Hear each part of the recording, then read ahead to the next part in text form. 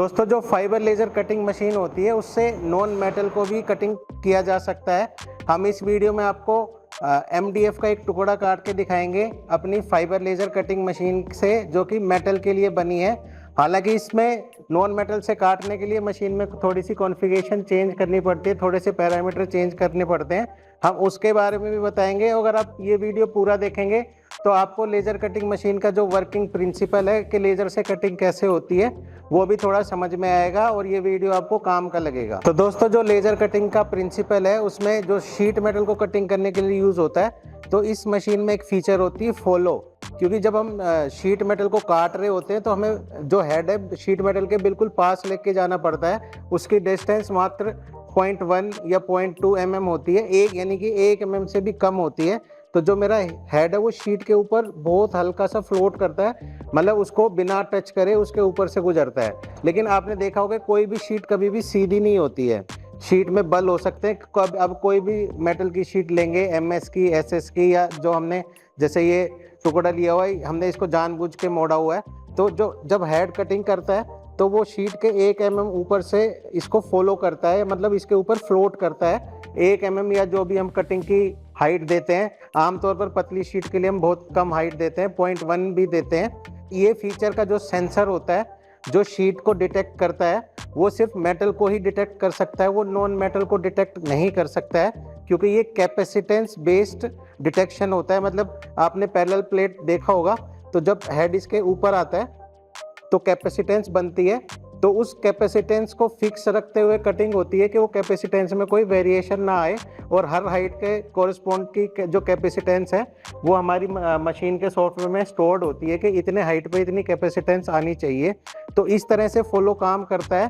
तो sheet metal non metal को काटने में हमारे पास इस मशीन से क्या चैलेंज आएगा कि जो अपना नॉन मेटल होगा उसको मशीन फॉलो नहीं कर पाएगी, मतलब उसके ऊपर फ्लोट नहीं कर पाएगी, क्योंकि इसको डिटेक्ट ही नहीं करेगी कैपेसिटेंस वाले मैकेनिज्म से, क्योंकि ये नॉन कंडक्टिव मटेरियल है।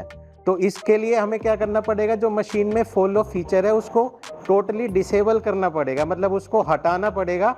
उसके बाद हम इसको बिल्कुल सपाट रखेंगे ताकि ये बिल्कुल सीधी रहे, मतलब मेरे हेड से पैरेलल रहे। फॉलो डिसेबल करेंगे, उसके बाद हम कटिंग प्रोसेस चालू करेंगे। तो दोस्तों जो हमने आपको फॉलो फीचर दिखाई वो नॉन मेटल पे काम नहीं करती, इसका हम एक आपको एक्सपेरिमेंट करके दिखाते हैं।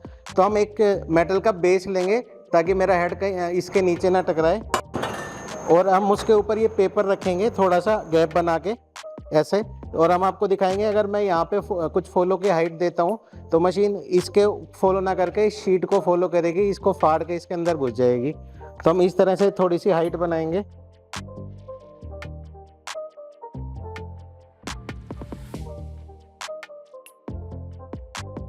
और अब हम आपको मशीन से यहाँ पे कटिंग करके दिखाएंगे। तो क्योंकि मशीन इसको सेंस नहीं कर पाएगी, तो जो फॉलो की हाइट है वो इस पे ना होके इस पे काम करेगी।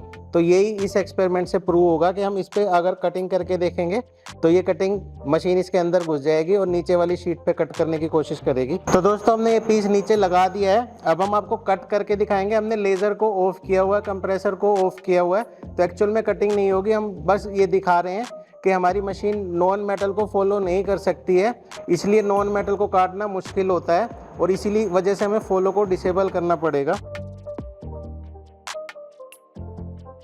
तो आप देखेगा ये मशीन पेपर के नीचे घुस गई है, इस मशीन ने पेपर को दबा दिया है। तो अगर ये इसकी जगह MDF होता तो MDF से हमारी मशीन टकरा जाती और मशीन को पता भी नहीं चलता कि वो टकरा गई है।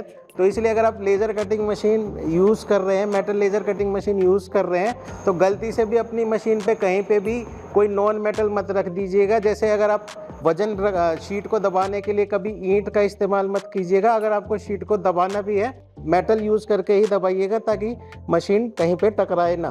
दोस्तों अब नॉन मेटल में जो काटने में बाधा थी उसके बारे में मैंने आपको बता दिया। हालांकि इस मशीन में जो फॉलो की फीचर है उसको डिसेबल करने का भी ऑप्शन है, तो हम फॉलो को डिसेबल कर देंगे और मशीन को एक फिक्स हाइट पे लाके चलाएंगे।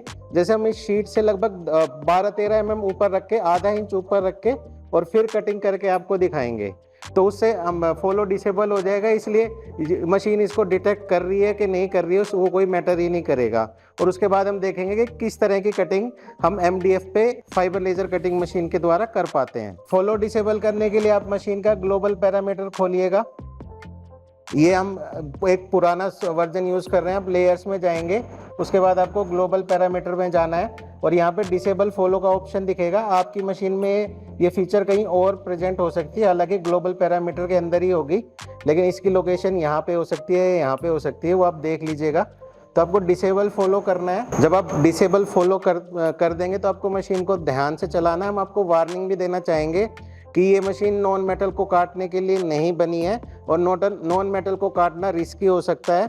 तो अगर आप नॉन मेटल इस मशीन से कट कर रहे हैं तो आप अच्छे से देख लीजिएगा, समझ लीजिएगा कि क्या आप क्या कर रहे हैं, और अगर आपको ये रिस्क वर्थ इट लगता है तभी ये चीज़ आप ट्राई करिएगा। तो दोस्तों हमने अब फॉलो डिसेबल कर दिया है। अब हम क्या करेंगे, मशीन को इस शीट को बिल्कुल सपाट रखेंगे, बिल्कुल सीधा रखेंगे जो अपनी MDF की शीट है, और इस हेड को हम नीचे लाएंगे, लगभग आधा इंच दूर रखेंगे और फिर अपनी कटिंग प्रोसेस चालू कर देंगे।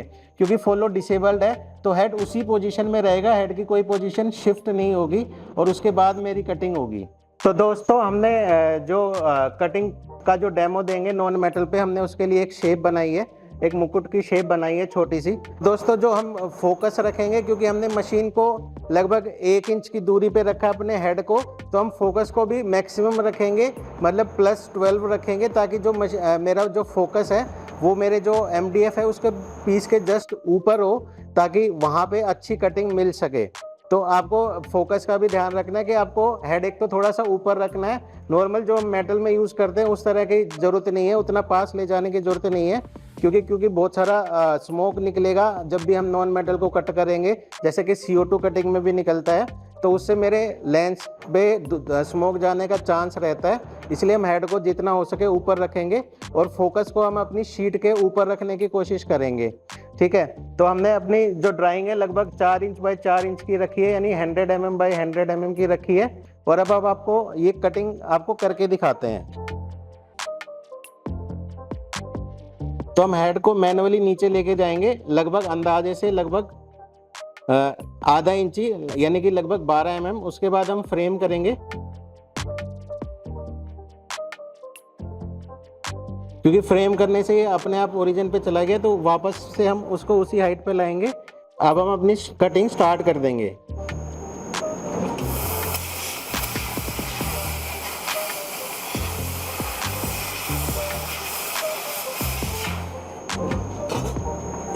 हमने सक्सेसफुली MDF काट दिया है। आप ये काम करते हुए ध्यान रखिएगा कि ये मशीन इस तरह के काम के लिए नहीं बनी है, और अगर आपको कुछ ऐसा एडवांटेज वाला काम आता है जहाँ पे मशीन में जो डैमेज हो सकता है, हालांकि लेंस के अलावा कोई डैमेज होने की खास संभावना नहीं है, हालांकि अगर आप कोई गलती कर देंगे तो हो सकता है मशीन बेड पे टकरा जाए, इसलिए काम थोड़ा सा रिस्की है। तो अगर आपको पता हो, समझ में आ गया हो आप क्या करने जा रहे हैं, तो आप ये वाली कटिंग इस्तेमाल भी कर सकते हैं। आशा है इस वीडियो में दी गई जानकारी आपको काम की लगी होगी, अच्छी लगी होगी। अगर आप लेज़र कटिंग मशीन में इंटरेस्टेड है या इंडस्ट्रियल ऑटोमेशन में इंटरेस्टेड है तो हमारे इस यूट्यूब चैनल को ज़रूर सब्सक्राइब करिएगा। हम समय समय पे इसी तरह के काम की जानकारी आपको इस YouTube चैनल के माध्यम से देते रहेंगे। हमारे ये वीडियो देखने के लिए धन्यवाद। नमस्कार।